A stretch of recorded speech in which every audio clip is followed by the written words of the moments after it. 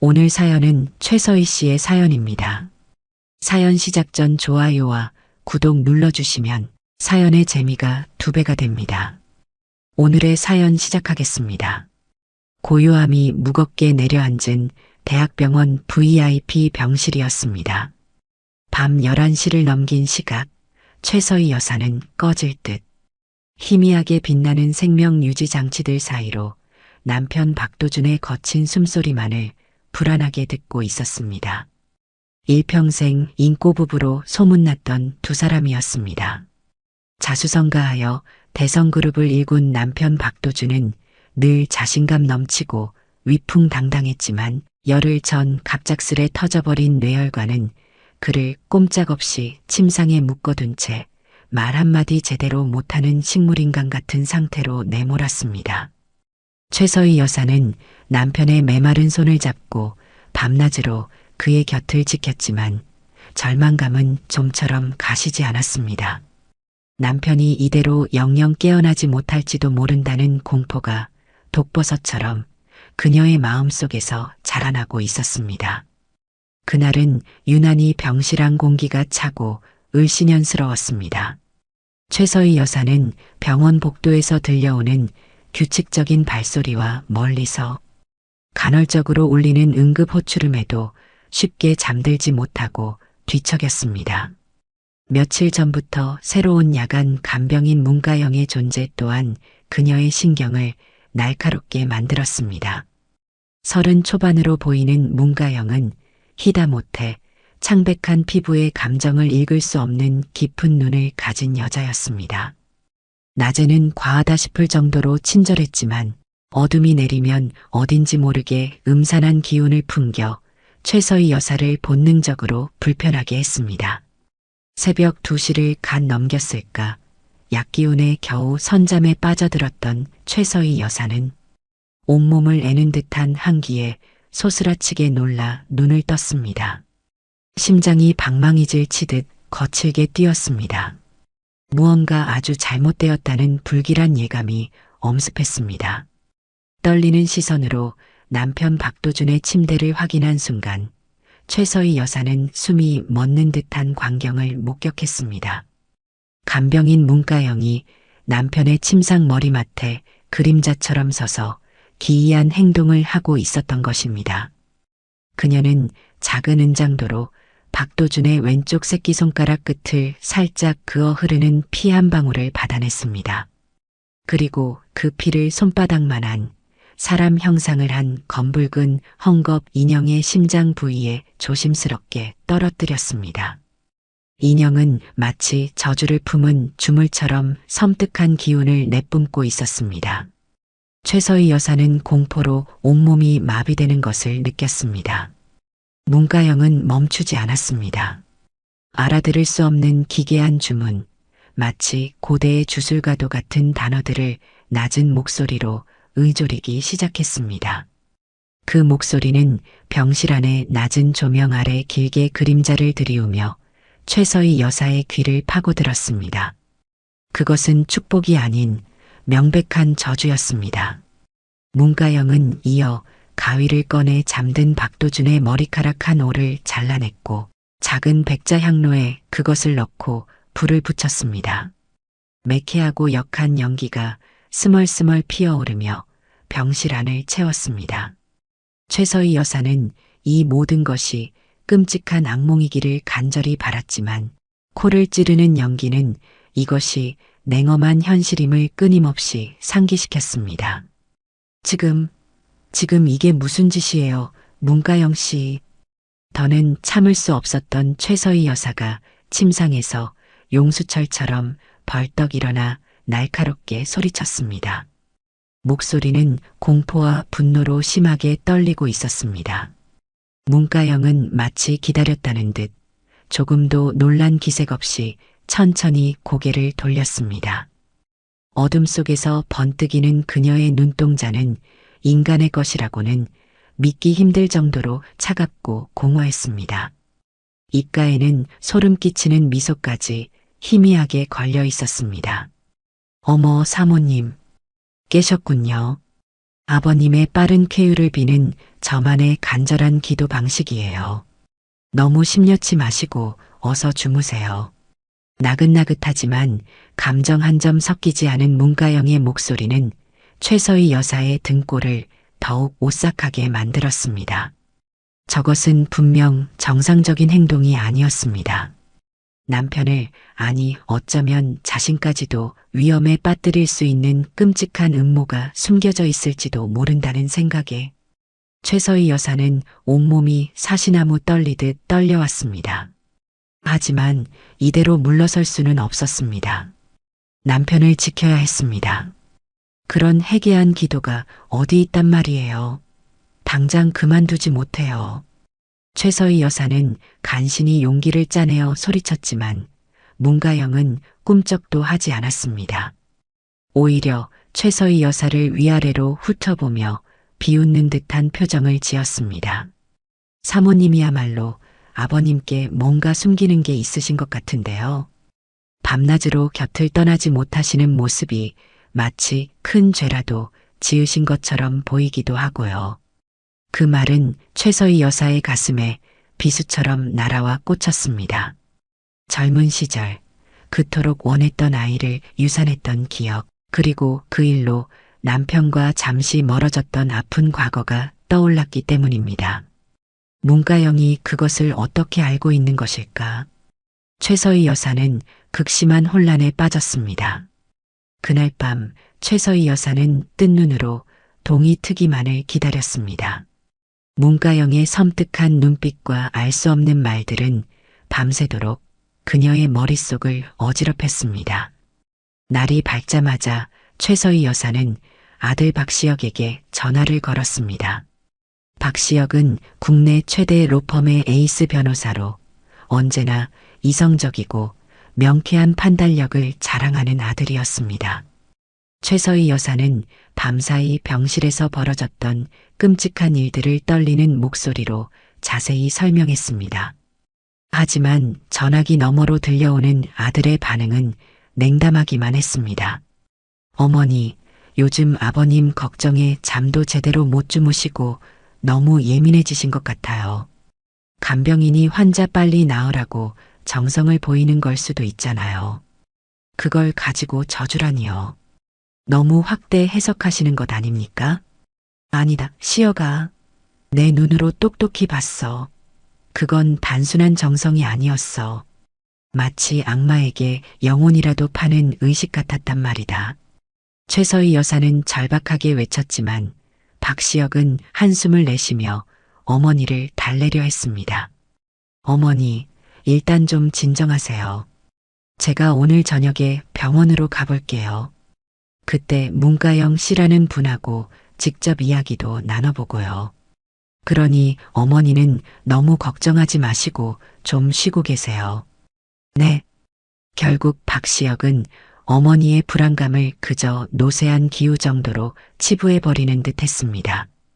최서희 여사는 깊은 절망감과 함께 배신감마저 느꼈습니다.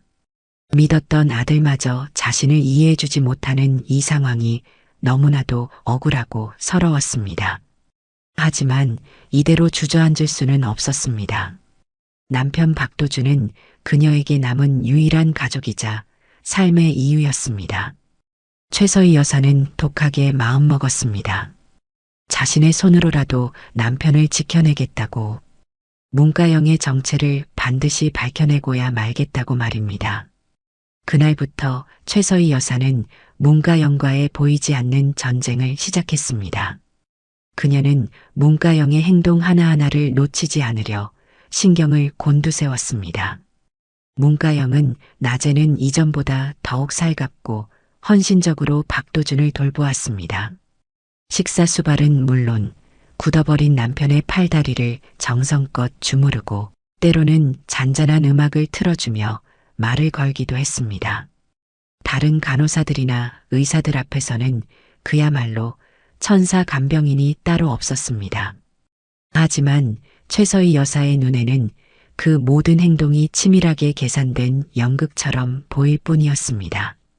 밤이 되면 문가영의 본색이 드러났습니다. 최서희 여사가 잠든 척 숨을 죽이고 지켜보고 있으면 문가영은 어김없이 섬뜩한 의식을 이어갔습니다. 박도준의 손톱 밑에서 무언가를 채취하기도 했고 알 수 없는 액체를 그의 입에 몰래 흘려 넣으려는 듯한 모습도 보였습니다. 심지어 박도준의 인감도장과 유언장이 보관된 서류 가방을 몰래 뒤지는 대담함까지 보였습니다. 그때마다 최서희 여사는 심장이 철렁 내려앉는 공포와 함께 불타는 분노를 느꼈습니다. 최서희 여사는 증거를 잡기 위해 더욱 치밀하게 움직였습니다. 아들 박시혁에게 부탁해 아주 작은 크기의 녹음기와 카메라를 구했습니다. 그리고 문가영이 잠시 자리를 비운 틈을 타 병실 안 환풍구나 화분 뒤 심지어 박도준의 침대 밑에까지 여러 개의 장치를 숨겨 설치했습니다. 이제 문가영의 만행을 낱낱이 기록할 수 있을 것이라는 생각에 최서희 여사는 희미한 희망을 품었습니다. 하지만 문가영은 생각보다 훨씬 더 교활하고 영리했습니다. 다음 날 아침 최서희 여사가 설치했던 모든 장치가 감쪽같이 사라져 있었습니다. 문가영이 모두 찾아내 제거한 것이 분명했습니다. 최서희 여사가 분노에 차 문가영에게 따져 물었지만 문가영은 여전히 천연덕스러운 표정으로 시치미를 뗐습니다. 어머 사모님, 무슨 말씀을 하시는 건지 모르겠네요. 저는 아무것도 보지 못했는데요. 혹시 사모님께서 다른 곳에 두시고 깜빡하신 건 아니실까요? 연세가 있으셔서 그럴 수도 있잖아요. 문가영은 오히려 최서희 여사를 조롱하며 그녀의 기억력과 판단력을 의심하는 듯한 말을 서슴지 않았습니다. 최서희 여사는 치밀어 오르는 분노를 간신히 억누르며 이를 갈았습니다. 문가영은 보통 내기가 아니었습니다. 그녀의 뒤에는 무언가 거대한 음모가 숨겨져 있을지도 모른다는 불길한 예감이 들었습니다. 최서희 여사는 더 이상 혼자 힘으로는 문가영을 상대할 수 없다고 판단했습니다. 결국 그녀는 박도준이 가장 신뢰하는 신복이자 대성그룹의 법무팀을 총괄하고 있는 윤승현 변호사에게 은밀히 연락을 취했습니다. 윤 변호사는 박도준이 길바닥에서부터 함께 고생하며 지금의 대성그룹을 일군 창업 공신 중 한 명이었습니다. 최서희 여사는 윤 변호사에게 병실에서 벌어지고 있는 모든 일들과 문가영에 대한 의혹을 숨김없이 털어놓았습니다. 윤 변호사는 처음에는 믿을 수 없다는 표정이었지만 최서희 여사의 절박한 눈빛과 구체적인 정황 설명에 점차 심각한 얼굴로 변해갔습니다. 사모님, 걱정 마십시오. 제가 즉시 문가영이라는 간병인에 대해 알아보겠습니다. 만약 사모님 말씀이 사실이라면 결코 좌시하지 않겠습니다. 윤 변호사의 단호한 약속에 최서희 여사는 그나마 한숨 돌릴 수 있었습니다. 이제 어둠 속에 가려진 진실이 조금씩 드러날 것이라는 기대감이 생겼습니다. 며칠 뒤 윤 변호사로부터 긴급한 연락이 왔습니다. 그의 목소리는 잔뜩 가라앉아 있었습니다. 사모님, 문가영에 대한 조사가 끝났습니다. 그런데 충격적인 사실을 알아냈습니다. 최서희 여사의 심장이 불안하게 요동치기 시작했습니다. 윤 변호사의 보고는 상상을 초월하는 것이었습니다. 문가영은 고아원 출신이었고 그녀의 실종된 어머니는 젊은 시절 박도준과 깊은 관계였던 백수련이라는 여인이었습니다. 백수련은 박도준의 사업 초창기 동업자였던 백만석 사장의 외동딸이었습니다. 백만석 사장은 박도준에게 배신당해 전 재산을 잃고 억울한 옥살이까지 했으며 그 충격으로 옥중에서 사망했습니다. 백수련 역시 아버지의 죽음 이후 행방이 묘연해졌는데 문가영은 그녀가 남긴 유일한 혈육이었던 것입니다. 사모님, 정황상 문가영은 박 회장님과 백 씨, 가문 사이에 얽힌 과거의 악연 때문에 복수심을 품고 의도적으로 접근한 것으로 보입니다. 어쩌면 단순한 복수를 넘어 대성그룹 자체를 노리고 있을 가능성도 배제할 수 없습니다. 윤 변호사의 말은 최서희 여사에게 거대한 망치가 되어 머리를 내리치는 듯한 충격을 안겨주었습니다. 자신이 평생을 바쳐 사랑하고 존경했던 남편 박도준에게 그런 추악하고 잔인한 과거가 숨겨져 있었다니. 수십 년간 부부의 연을 맺고 살아왔지만 단 한 번도 그런 어두운 그림자를 눈치채지 못했던 자신이 한심하고 원망스러웠습니다. 최서희 여사는 떨리는 손으로 남편의 서재를 다시 한번 샅샅이 뒤지기 시작했습니다. 과거의 흔적, 신락 같은 단서라도 찾아야 했습니다. 몇 시간을 헤맨 끝에 그녀는 서재 가장 안쪽 비밀 금고에서 먼지 쌓인 나무 상자 하나를 발견했습니다. 상자 안에는 빛바랜 흑백 사진 한 장과 두툼한 가죽 표지의 낡은 일기장이 들어 있었습니다. 사진 속에는 앳된 얼굴의 젊은 박도준이 눈부시게 아름다운 한 여성과 다정하게 팔짱을 낀 채 환하게 웃고 있었습니다. 여성은 묘하게 문가영과 분위기가 닮아 있었습니다. 백수련, 그녀가 분명했습니다. 그리고 일기장. 표지에는 지워지지 않는 주홍글씨라는 제목이 음각으로 새겨져 있었습니다. 최서희 여사는 마른 침을 삼키며 떨리는 손으로 일기장의 첫 페이지를 넘겼습니다. 일기장은 박도준이 직접 기록한 그의 은밀하고 추악한 과거에 대한 고백록이었습니다. 젊은 시절 성공에 대한 끝없는 야망에 눈이 멀었던 박도준은 자신의 사업 확장을 위해 가장 가까운 친구이자 동업자였던 백만석 사장을 얼마나 교묘하고 잔인하게 배신했는지, 그의 전 재산을 어떻게 빼앗고 그를 파멸로 몰아넣었는지 상세하게 적혀 있었습니다. 그 과정에서 백만석 사장은 억울한 누명을 쓰고 차가운 감옥 바닥에서 생을 마감해야 했고, 그의 아내이자 문가영의 외할머니는 충격으로 반신불수가 되어 평생을 고통 속에서 살아야 했습니다. 그리고 백만석 사장의 외동딸이자 박도준의 첫사랑이었던 백수련은 아버지의 죽음과 집안의 몰락이라는 이중의 고통 속에서 절망하며 홀로 딸 문가영을 낳아 기르다 결국 비참하게 생을 마감했다는 내용까지 마치 한 편의 잔혹 드라마처럼 생생하게 기록되어 있었습니다. 박도준은 자신의 모든 죄를 알고 있었지만 성공이라는 달콤한 열매를 놓치지 않기 위해 철저히 과거를 외면하고 양심을 봉인해버렸던 것입니다. 최서희 여사는 일기장을 읽는 내내 온몸을 주체할 수 없을 정도로 부들부들 떨었습니다. 눈앞이 캄캄해지고 숨이 제대로 쉬어지지 않았습니다. 자신이 평생을 바쳐 사랑하고 존경했던 남편 박도준의 진짜 모습은 가면 속에 숨겨진 악마와도 같았습니다. 그날 밤 최서희 여사는 문가영을 병실 밖 비상계단으로 불러냈습니다. 그리고 피를 토하는 심정으로 박도준의 일기장을 그녀에게 건넸습니다. 이게 다 당신이 찾던 진실이에요. 문가영 씨? 당신 어머니와 외할아버지에 대한 우리 남편의 죄가 여기에 다 적혀 있어요. 문가영은 차가운 눈빛으로 최서희 여사를 잠시 응시하더니 말없이 일기장을 받아들고 읽어 내려가기 시작했습니다. 한 장 한 장 페이지가 넘어갈수록 그녀의 표정은 처절하게 일그러졌고 두 눈에서는 뜨거운 눈물이 쉴 새 없이 흘러내렸습니다. 마침내 마지막 페이지를 덮은 문가영은 일기장을 바닥에 집어 던지며 짐승처럼 울부짖었습니다. 그래요. 이게 다 사실이에요.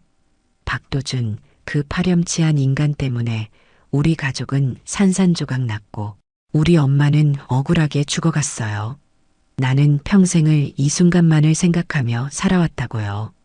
박도준, 그 인간의 숨통을 내 손으로 끊어놓고 그의 모든 것을 빼앗아 잿더미로 만들어버릴 그날만을 문가영의 눈에서는 핏빛 살기가 이글거렸습니다. 그녀의 한 맺힌 절규와 저주는 비수처럼 최서희 여사의 심장에 깊숙이 박혀들었습니다. 이제야 문가영이 밤마다 남편의 침상에서 벌였던 그 기이한 행동들이 무엇을 의미하는지 명확히 알 수 있었습니다. 그것은 수십 년간 응어리진 복수심과 원한이 담긴 죽은 어머니의 넋을 달래는 동시에 박도준을 파멸로 이끌기 위한 처절한 저주의 의식이었던 것입니다. 문가영의 무서운 복수심을 직접 확인한 최서희 여사는 깊은 절망과 고뇌에 휩싸였습니다. 남편 박도준이 저지른 죄는 용서받을 수 없는 것이었지만 그렇다고 해서 문가영의 끔찍한 복수를 그대로 방치할 수도 없는 노릇이었습니다. 최서희 여사는 아들 박시혁에게 이 모든 충격적인 사실을 털어놓았습니다. 박시혁은 처음에는 아버지의 추악한 과거에 대한 배신감과 혐오감에 몸서리쳤지만 곧 냉철한 변호사로서의 이성을 되찾고 어머니와 함께 이 위기를 헤쳐나가기 위해 고민하기 시작했습니다. 박시혁은 문가영의 주변을 더욱 면밀히 조사했고 그 과정에서 문가영이 단순히 감정적인 복수심에만 사로잡힌 것이 아니라 박도준의 막대한 재산을 상속받기 위해 치밀한 계획을 세우고 있다는 증거들을 추가로 확보했습니다. 문가영은 박도준의 숨겨진 재산 목록을 파악하기 위해 의도적으로 간병인으로 위장 취업했고 밤마다 벌였던 저주의식은 박도준에게 심리적 압박을 가해 그의 병세를 악화시키려는 목적도 포함되어 있었던 것입니다. 최서희 여사와 박시혁은 이대로 상황을 방치했다가는 정말 돌이킬 수 없는 파국을 맞이할 수도 있다고 판단했습니다. 문가영의 복수는 어떤 의미에서는 정당성을 가질 수도 있었지만 그녀가 계획하고 있는 범죄 행위까지 용납할 수는 없었습니다. 바로 그때 윤승현 변호사로부터 또다시 긴급한 연락이 왔습니다. 문가영이 과거 머물렀던 허름한 자취방을 수색하던 중 그녀의 어머니 백수련이 죽기 전에 남긴 것으로 보이는 빛바랜 편지 한 통을 발견했다는 것이었습니다. 편지는 문가영에게 보내는 마지막 유서 형식이었습니다. 그리고 그 편지에는 그 누구도 상상하지 못했던 또 다른 엄청난 비밀이 숨겨져 있었습니다. 사랑하는 내 딸 가영아, 부디 이 못난 어미를 용서해다오. 내게 평생토록 말하지 못한 비밀이 있단다. 사실 내 외할아버지를 배신하고 우리 가족을 파멸로 몰아넣었던 그 동업자 박도준. 그 사람이 바로 내 생부란다. 최서희 여사는 편지의 내용을 읽고 그 자리에 그대로 얼어붙고 말았습니다. 문가영이 박도준의 친딸이라고? 그렇다면 박도준은 젊은 시절 자신의 첫사랑이었던 백수련을 임신시킨 후 더 큰 성공과 사회적 야망을 위해 그녀와 뱃속의 아이까지 비정하게 버렸다는 이야기가 됩니다. 문가영이 밤마다 남편의 침상에서 벌였던 그 소름 끼치는 행동들은 친아버지에게 버림받고 평생을 고통 속에서 살아온 딸의 사무친 원한과 슬픔, 그리고 자신의 존재를 어떻게든 아버지에게 각인시키려 했던 처절한 몸부림이자 피맺힌 저주였던 것입니다. 최서희 여사는 이제 남편을 보호해야 한다는 생각과 이 기구하고도 잔인한 운명의 굴레에 갇힌 딸, 그리고 남편이 저지른 또 다른 천인공노할 죄악을 어떻게 감당해야 할지에 대한 극도의 혼란과 절망 속으로 끝없이 추락했습니다. 최서희 여사는 떨리는 손으로 그리고 갈갈이 찢어진 심장으로 문가영에게 백수련의 편지를 내밀었습니다. 문가영은 믿을 수 없다는 표정으로 편지를 받아들고 한자 한자 읽어내려갔습니다. 그녀의 얼굴은 종이장처럼 하얗게 질려갔고 두 눈에서는 쉴 새 없이 뜨거운 눈물이 폭포수처럼 쏟아져 내렸습니다. 자신이 그토록 증오하고 저주를 퍼부었던 박도준이 자신의 인생을 송두리째 망가뜨린 원수가 바로 자신의 친아버지였다는 사실은 그녀의 남은 이성마저 완전히 마비시키는 듯 했습니다. 아니야, 이건 전부 거짓말이야. 우리 엄마가 나한테 이런 끔찍한 비밀을 숨겼을 리가 없어. 이건 다 조작된 거야. 문가영은 현실을 송두리째 부정하며 미친 사람처럼 울부짖었습니다. 그녀의 처절한 절규는 병원 복도를 가득 메웠습니다. 바로 그 순간 기적과도 같은 일이 벌어졌습니다.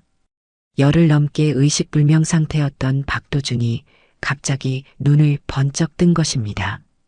그리고 아주 힘겹게 그러나 분명하게 쉰 목소리로 문가영의 이름을 불렀습니다. 가 영 안에 따라. 박도준의 눈에는 깊은 회한과 고통, 그리고 뒤늦게나마 딸을 향한 애틋함과 미안함이 범벅이 되어 있었습니다. 문가영은 그 자리에 얼어붙은 듯 미동도 없이 서서 수십 년 만에 처음으로 자신을 딸이라 부르는 친아버지 박도준을 멍하니 바라볼 뿐이었습니다. 수십 년간 굳게 닫혀있던 비극적인 운명의 문이 마침내 서서히 열리려는 순간이었습니다.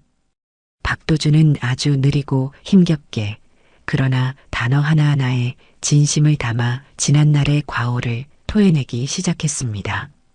젊은 시절 불타는 야망과 성공에 대한 조급증으로 눈이 멀어 첫사랑이었던 백수령과 뱃속의 아이까지 매몰차게 버렸던 자신의 어리석고 잔인했던 과거를 처절하게 참회했습니다. 백수련이 임신했다는 사실을 알면서도 외면했던 것은 아니었지만 결과적으로는 그들을 지옥으로 내몬 것이나 다름없다며 피눈물을 흘렸습니다. 그리고 사업 파트너였던 백만석 사장을 배신했던 것 또한 당시에는 어쩔 수 없는 선택이었다고 변명했지만 결국은 자신의 탐욕 때문이었음을 인정하며 평생을 죄책감과 악몽 속에서 살아왔다고 고백했습니다. 박도준은 만신창이가 된 몸을 간신히 일으켜 문가영에게 무릎이라도 꿇고 사죄하고 싶은 심정이었습니다. 문가영은 친아버지 박도준의 처절한 고백 앞에서 완전히 무너져 내렸습니다. 평생을 아버지 없는 사생아로 손가락질 받으며 어머니의 억울한 죽음에 대한 복수심 하나만으로 독하게 살아왔던 그녀의 삶이 송두리째 부정당하고 산산조각 나는 순간이었습니다. 그토록 죽이고 싶도록 증오했던 원수가 실은 단 한 번도 따뜻한 정을 느껴보지 못했던 자신의 생부였다는 잔인한 진실 앞에서 그녀는 어떻게 해야 할지 알 수 없었습니다. 최서희 여사 역시 남편의 또 다른 배신과 추악한 과거에 치가 떨리고 심장이 갈갈이 찢어지는 듯 했지만 동시에 평생을 양심의 가책과 번민 속에서 살아왔을 남편과 이 기구하고도 비극적인 운명의 굴레에 갇혀버린 문가영 두 사람 모두에게 깊은 연민과 슬픔을 느꼈습니다. 바로 그때 병실 문이 조용히 열리고 뜻밖의 인물이 휠체어를 탄 채 안으로 들어왔습니다. 과거 박도준 집안의 모든 대소사를 관리했고 박도준의 사업 초창기부터 그의 모든 비밀을 알고 있었던 충직한 늙은 집사 노마님이었습니다. 윤승현 변호사가 수소문 끝에 찾아낸 마지막 히든카드이자 모든 진실의 조각을 맞춰줄 유일한 증인이었습니다. 노마님은 떨리는 목소리로 그러나 단호하게 마지막 충격적인 진실을 폭로하기 시작했습니다. 회장님, 사모님, 그리고 가영 아가씨 사실 이 모든 비극의 시작과 끝에는 회장님과 아가씨, 모녀의 인생을 송두리째 망가뜨린 진짜 악마가 따로 있었습니다. 노마님의 증언은 그야말로 경천동지할 만한 것이었습니다. 사실 문가영의 어머니 백수련을 죽음으로 내몰고 박도준과 백만석 사장 사이를 이간질하여 두 집안 모두를 파멸 직전으로 몰고 갔던 진짜 원흉은 박도준의 가장 친한 친구이자 사업상 라이벌이었으며 과거 최서희 여사에게까지 의도적으로 접근하여 그녀의 가정을 파탄 내려 했던 악마 같은 기업 사냥꾼 강태준이었다는 것입니다. 강태준은 박도준의 성공을 시기하고 질투하여 그의 가장 큰 약점이었던 백수련 모녀를 철저히 이용하여 박도준을 사회적으로 매장시키고 대성그룹을 통째로 삼키려 했던 것입니다. 박도준 역시 젊은 시절 강태준의 교묘한 계략과 감언이설에 넘어가 백만석 사장을 배신하게 된 측면이 강했으며 뒤늦게 모든 사실을 깨닫고 백수련과 문가영의 존재까지 알게 된 후에는 남몰래 익명의 기부자로서 문가영을 후원해왔다는 사실도 밝혀졌습니다.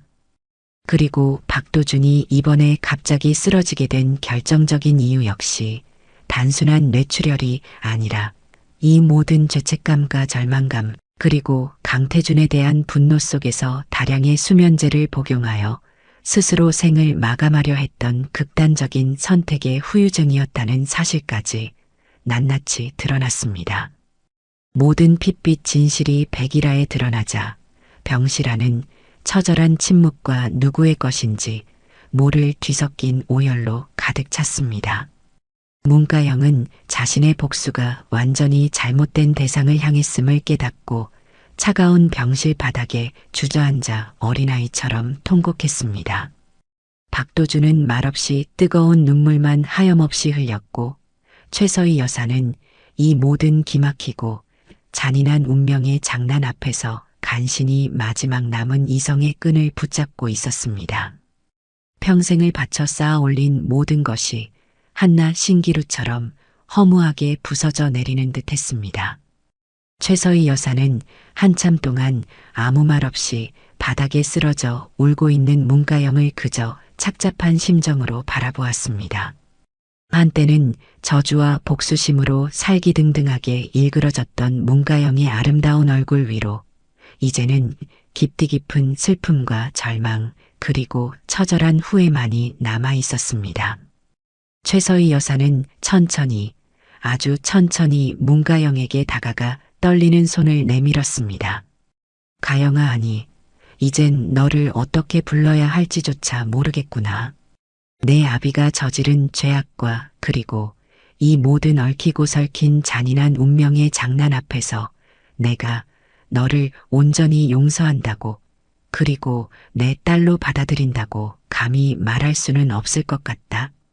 하지만 너 역시 이 끔찍한 비극의 또 다른 가련한 희생자라는 것을 이제는 너무나도 잘 알겠다. 그리고 내 남편 박도준의 피를 이어받은 너를 이 차가운 세상에 홀로 내팽개쳐 둘 수는 더더욱 없을 것 같구나. 최서희 여사의 목소리는 미세하게 갈라졌지만 그 안에는 단순한 동정이나 연민을 넘어선 증오와 애증, 가리고 신락같이 가냘픈 희망의 불씨가 함께 뒤섞여 있었습니다. 그것은 완벽한 용서도 동화 같은 해피엔딩도 아니었습니다. 그저 깊은 상처를 입은 영혼들이 서로의 존재를 마지못해 인정하고 위태롭고 불안하지만 그럼에도 불구하고 함께 앞으로 나아가려는 처절하고도 슬픈 몸부림이었습니다. 아들 박시혁은 말없이 다가와 어머니 최서희 여사의 앙상한 어깨를 가만히 감싸 안았습니다. 그의 젊은 눈에도 평생 짊어지고 가야 할 아버지의 원죄와 새롭게 알게 된 이복 여동생의 존재에 대한 복잡하고 무거운 감정이 교차하고 있었습니다. 하지만 그는 이 모든 시련의 무게를 감당하기로 결심한 어머니의 고뇌에 찬 결정을 묵묵히 지지하기로 마음먹은 듯 보였습니다. 박도준은 병상에 누운 채 자신의 두 여인, 아내 최서희와 딸 문가영의 모습을 힘겹게 바라보았습니다. 그의 텅 빈 눈가에서 뜨거운 회한의 눈물이 하염없이 흘러내렸습니다. 그의 일생은 화려한 성공으로 포장되었지만 그 속은 철저히 실패하고 망가져버린 공허한 삶이기도 했습니다. 최서희 여사는 문가영의 차가운 손을 잡았습니다. 따뜻하지도 그렇다고 완전히 차갑지도 않은 그저 서로의 깊은 상처와 아픔을 말없이 확인하는 듯한 미지근하고 서글픈 온기였습니다. 창밖은 어느새 어둠이 걷히고 희미한 여명이 밝아오고 있었습니다. 지옥처럼 길고 길었던 밤이 지나고 또 다른 하루가 이전과는 전혀 다른 무게로 잔인하리만큼 평온하게 시작되고 있었습니다. 그들의 상처투성이 앞날이 앞으로 어떻게 펼쳐질지는 그 누구도 감히 예측할 수 없었습니다. 하지만 한 가지 분명한 것은 그들은 이제 결코 이전과 같은 삶으로 돌아갈 수 없다는 것이었습니다. 핏빛으로 얼룩진 과거의 망령을 평생 가슴 한구석에 깊이 묻고 위태롭고 불안한 현재를 서로에게 의지하며 힘겹게 한 걸음씩 내디뎌야 하는, 그리고 그 끝을 알 수 없는 불확실한 미래를 향해 나아가야만 하는 그들의 잔혹하고도 슬픈, 그러나 어쩌면 새로운 시작일지도 모르는 운명의 서곡이었습니다. 몇 달 후 박도준은 기적적으로 의식을 회복했지만 뇌 손상으로 인한 심각한 후유증으로 평생 휠체어 신세를 져야 했고 말도 어눌해졌습니다. 대성그룹은 전문 경영인에게 넘어갔고 박도준은 모든 것을 내려놓은 채 속죄하는 마음으로 살아갔습니다. 문가영은 법적인 처벌은 면했지만 평생 아버지와 그 주변 사람들에게 지울 수 없는 상처를 준 죄책감과 자신의 기구한 운명에 대한 슬픔을 안고 살아가야 했습니다. 최서희 여사는 그런 남편과 문가영을 완전히 용서하지는 못했지만 그들을 내치지도 않았습니다. 일주일에 한 번 최서희 여사의 집에는 박도준과 문가영 그리고 박시혁이 함께 모여 불편하고 어색하지만 그럼에도 불구하고 식사를 함께 했습니다. 그 자리에는 웃음보다는 침묵이 더 많았고 기쁨보다는 서로의 눈치를 살피는 긴장감이 감돌았습니다. 하지만 최서희 여사는 생각했습니다. 이것이 어쩌면 자신들에게 주어진 최선의 삶일지도 모른다고. 완벽한 행복이나 완전한 용서는 없을지라도 서로의 존재를 인정하고 서로의 상처를 외면하지 않으며 그렇게 하루하루를 견뎌내는 것. 그것이 바로 삶이라는 것을, 그리고 그 속에서 아주 작은 희망이라도 찾아낼 수 있다면 그것으로 족하다고 말입니다. 창가에 기대 앉아 멀리 지는 노을을 바라보는 최서희 여사의 얼굴에 쓸쓸하지만 희미한 미소가 떠올랐습니다. 그 미소는 마치 폭풍우가 지나간 뒤 폐허 속에서 간신히 피어난 한 송이 들꽃 같았습니다.